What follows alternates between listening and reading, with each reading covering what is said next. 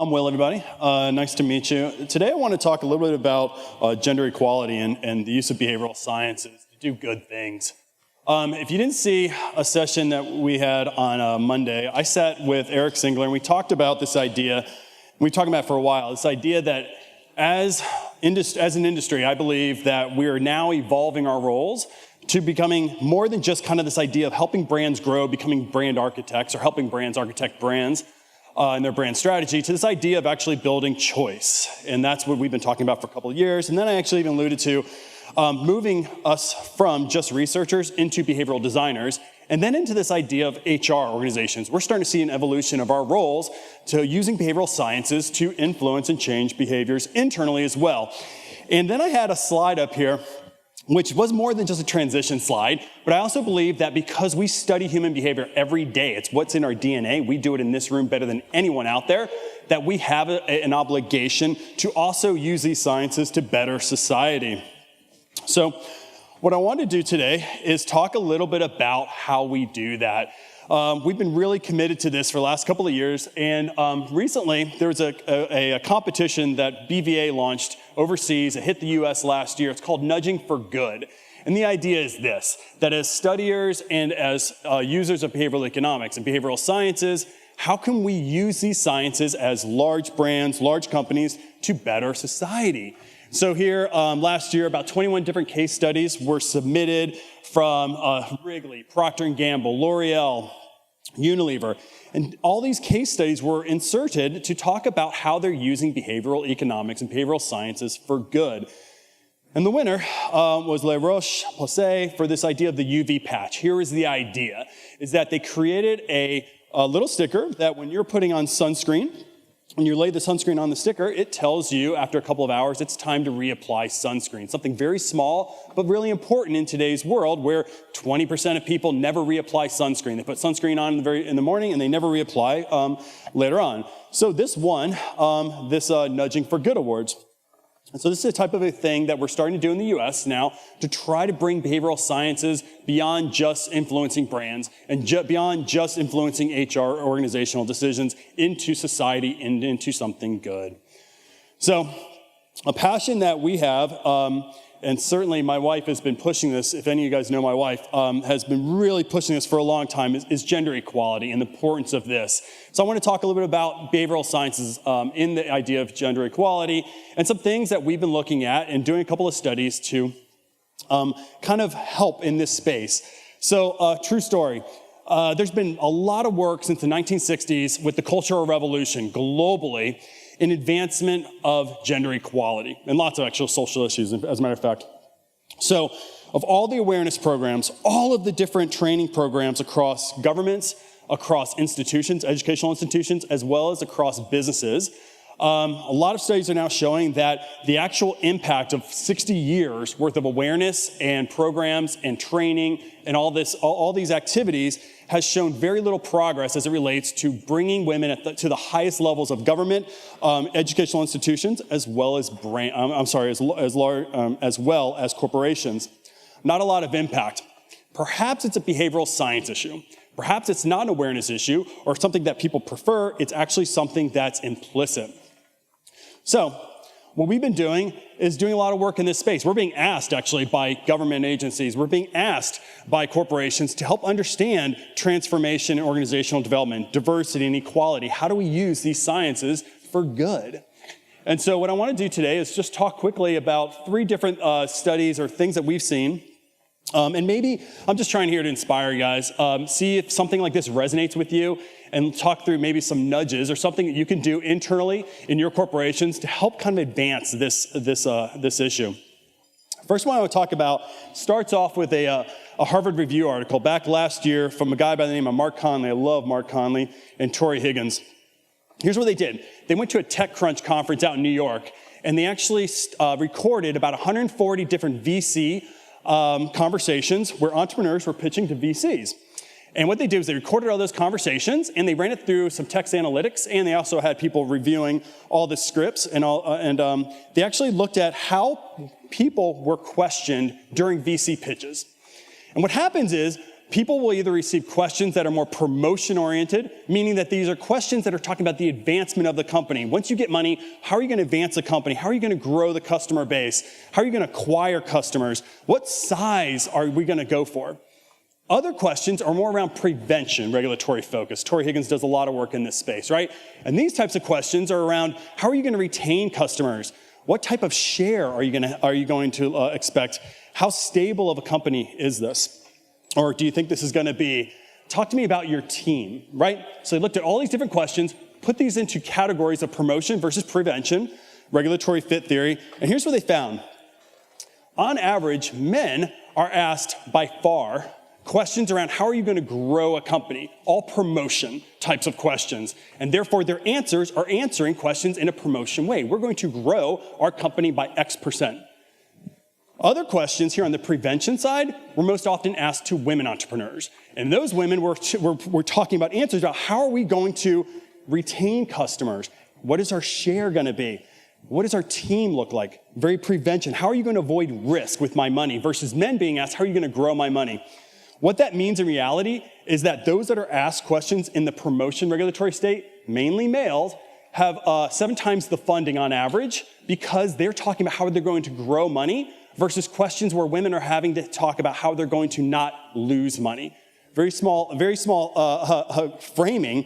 I mean, look at this. Well, how would this study help us if we can think about pitches in your own organization when somebody's pitching an idea or actually just interviewing for a job?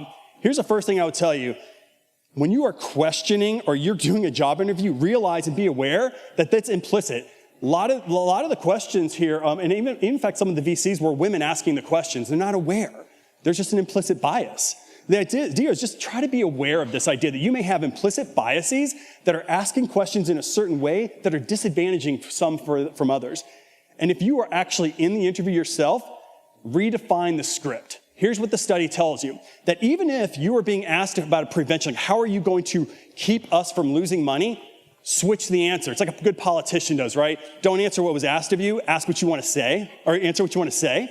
So the idea is reframe that whole question and talk about the growth you're going to provide. Always do that because that's what's really going to get your acceptance, your ideas accepted.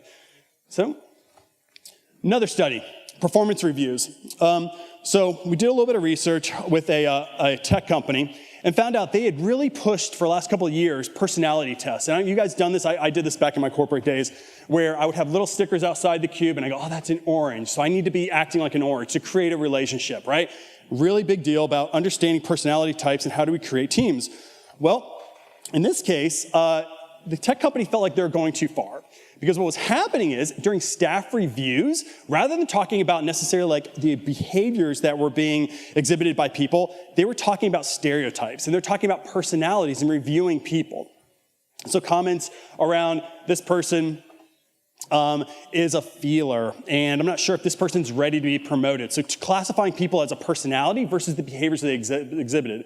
So here's a simple nudge on this, was just creating, and this company didn't really have it, was just employee scorecards based upon behaviors and outcomes. So you weren't talking about people as in E, S, J, F, or whatever. You're actually talking about people's behaviors and their performance in the company. Something as small as that, being clear when you're talking about people in reviews, you're using a scorecard. So before the scorecard, about 14% of women were being criticized as being too aggressive. And 8% of men were criticized as being a little bit too soft based upon personality traits. People were actually having conversations around, I'm not sure if Ted is really strong enough to take on this role. After just a basic scorecard, 0% of women were being categorized in any kind of personality trait, which is great, and men went down to 1. There's still a couple of people that are still talking about men as, I guess, maybe as being soft. So the idea there is just trying to create nudges and things that can just get you away from personality types and kind of past stories into something that's more behaviorally based. And a third one, gaining critical experiences. I can remember having these conversations at PepsiCo. And the idea was, Will, we got to advance your career. You've done work in this space. What's going to happen in your career is you got to go international. International gets you an experience that's going to make you hopefully an executive or a better executive in the future. So what you do is you have these conversations with your manager, with your director, with your vice president, and they'll say things like, are you mobile? Would you consider an international role? However, in this client company, women were often asked a leading question And the question was, rather than saying, are you open? The question was asked oftentimes, are you internationally mobile given your family? Given your family. And when asked that kind of question, that puts kind of a little bias in. It's a very leading question, and especially when you're caught off guard. These conversations aren't always very deliberate. They're kind of in a review off the side. And the idea here is this, is just being aware of how you're asking the questions, from moving this idea of, are you internationally mobile given your family, to standardizing a question saying, will you consider an international assignment at some point in the future for everybody? Everybody's being asked, saying, would you consider it in the future?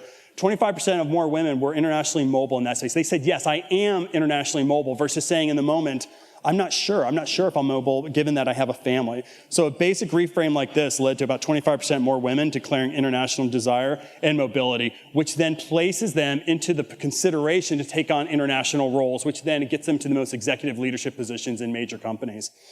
So these are just 3 studies. I thought they're basic nudges, things that we can do organizational-wise, small things that could take out some of these implicit biases that we have that we're not necessarily even aware of. So what I'd like to next is ask Andy to stand up and say, okay, let's bring it down a little bit now to earth and talk a little bit about how we can help organizers of conferences kind of help gender diversity in gaining the spotlight. Thank you. I'm going to start with a little bit of stage diversity, because the folks here have been getting all the attention. It is so not fair. Hi. All right. I'm going to take you through a very quick little task. I'm going to ask you to chat with your neighbor for literally 30 seconds. I'm going to time it, so let's do this quickly. You're going to turn to the person beside you. Oh, I know, group work. INTJ over here, I know that we all hate group work. You're going to ask the person right beside you, within 30 seconds, get an answer from each of you. Do you see yourself speaking at a conference in the future? Go.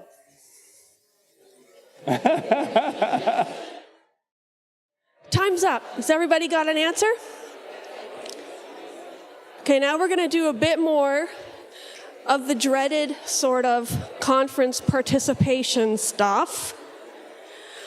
I'm going to ask you to stand up and remain standing if the person you just spoke to has never spoken at a conference before. Stand up. The person you spoke to has never talked at a conference before. There is more than this. Awesome, awesome, wonderful. Also stand up if you spoke to a woman. Also stand up if you spoke to a person of color. Keep standing up. So if you spoke to a woman, a person of color, or someone who has never talked at a conference before, all you folks have been nudging in a fabulous direction of getting more diversity on this stage. You can have a seat at this point. I'm expecting to see a huge pile of submissions for this conference next year, because all of you have been asked. Now it's in your mind. You all have expertise on this topic. So a few other things you can do, some really good nudging. Let's say you are asked to be on a panel, or your company has asked you, or they've purchased a spot to be on a panel. I encourage you to ask the conference in return, what does the diversity of your speakers look like at this point, and how can my company contribute to that? So if you know they're looking at slightly lower numbers of women or lower numbers of people of color on stage, look around your company. I guarantee you have experts who don't fit the traditional image of people we see on stage. Be the change we want to see with those very simple little nudges. Sure. So everybody, not take too much more of your time. It was just really important, I thought, for us to get on stage, talk a little bit about bringing new, diverse opinions, and bringing behavioral science. This is my passion, to activation, and it's not just in marketing, it's not just in HR, but we have this ability, guys, to understand human behavior. We have technologies now to advance our understanding into doing things that are for good and for bigger and better causes than just us, driving revenues for our company. So with that, I just want to thank you for taking the time to listen to us, and appreciate the time on stage.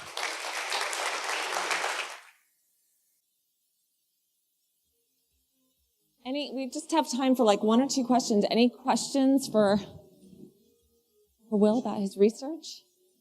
Questions? Yeah, Denise. Oh, I was going to say, I've taken your mic and I want you to answer, Annie. I've got a mic right here. We're good. You've been the leader in the call of diversity in market research. Yeah. And as a woman over 35, I appreciate it. 36. What I would like to know is, what has been your impact? For instance, at IIeX, are we seeing an increase in women speaking as well as other diverse groups? I know we now have the startups and the new speakers, which is also thanks to you. But what is, this year we've got, I think, almost 1,200. How many are women and how many of them spoke? Well, I would love to know how many of the audience is male versus female. But one thing I want to point out, and if those responsible are in the room, I would love for you to stand up, wave your hands. I did not attend this panel, but I am aware that there was a all-female panel on automation. Is the organizer here? Huge applause to whoever that was. They're female experts anywhere, and when I see a panel like that, all I think of is we are taking that biased curve of gender diversity and we're squashing it to become more normal. So this is fabulous to me. Every single one of us plays a role in creating that diversity, and it continues to happen. So I am thrilled with whoever managed to make that happen. More of us can do that. Awesome. Great. Thank you, Annie. Thanks, Will. Thanks. Yeah.